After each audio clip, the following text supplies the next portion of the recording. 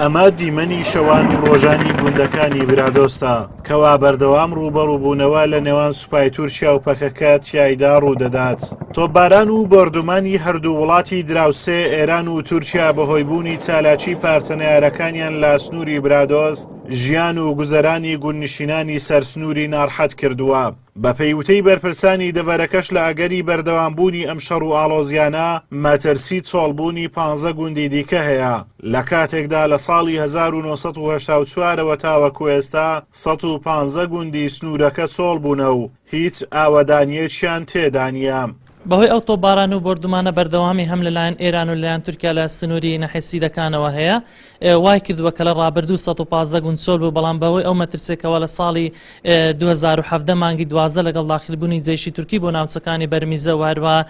دەشتە هێرت و لێلکان وای لێ هاتووە کە 15 گوندی تریش لە ئێستادا مەترسیان لەسەرە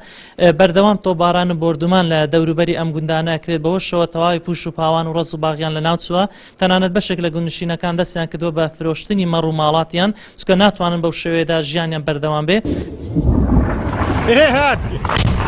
سەرەڕای ترس و دڵەڕاوشەی گوندنشینانی برادۆست بەهۆی بەردەوامی تۆپبارانەکان هەروەها دانانی سنوورێک بۆ گوندنشینان لەلایەن تورکیاوە کەوان ناتوانن بە ئازادی لە دەوروبەری گوندەکانیان بجوڵێنەوە و ئاژەڵەکانیان بلەوەڕێنن هەموو ئەمانەوای کردووە هاوڵاتیان لە دۆخێکی نالەباردا ژیان بگوزەرێن و بەشێک لە گوندنشینەکان دەستیان بە فرۆشتنی مەڕووماڵاتیان کردووە. والله سبیلەکان و خەڵکی ئەو گوندانە زەرمەندە یعنی نە تورکیا زەرمەندە نە پەکەکەش لەبەر ئەوەی خەڵکەکە زەرمەندە لەبەر ئەنی دەوروبەری لە زووەوە هەموو سۆتا مەڕ و ماڵاتمان ئەوی بردێت سوستانە ئەوی دیشی احتمالە لە زۆر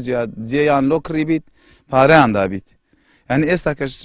حەقەتەوە چەند شەوە وە لە دوو شەو پێش ئێستاتیان گاندینە نابی خەڵک قوسە بکەوی و ناوی مەڕ و ماڵەشان سەر بکەوی وەڵای چ گیان و گوزەرانی نییە لەبەو تۆپ و تیارە و ئەو لەو هەندە گوندانە هۆ هەری وەڵا چه خۆشی نییە ڕاستی خۆانی خرە لەرجی خۆ لێڕاجی بەری وەڵا لێوجی بەمبای لێدا خۆ تۆ هەر لە لەرجی بەندەرێ لەرجی هەنە گێمە دووترسە ها لە پێشەوە بەری هوێ هێوڕا بەرە چه خۆشی نییە سوپای تورکیا لە مانجی 12 ساڵی 2017 بە قوڵایی 27 کیلۆمەتر هاتۆتە نێوخاچی هەرێمی کوردستان لە دەڤەری برادۆست و لە بەرزاییەکانی ئەو ناوچانە گیرساوەتەوە و چالاکی سەربازی لە خاچی هەرێم ئەنجام دەدات. ناحیەی سیدەکانی سەر بە قەزای سۆران لە پارێزگای هەولێر لە ڕووی ڕووبەرەوە بە گەورەترین ناحیە لەسەر ئاستی عێراقدا دەنرێت و لە کۆی 262 گوند تەنها 147 گوند ئاوەدانیان تێدایە و دانیشتوانیشی خۆی لە 14,000 کەس دەدات. ئازادۆمەراوەی کەناڵی ئاسمانی پەیام دەڤەری برادۆست.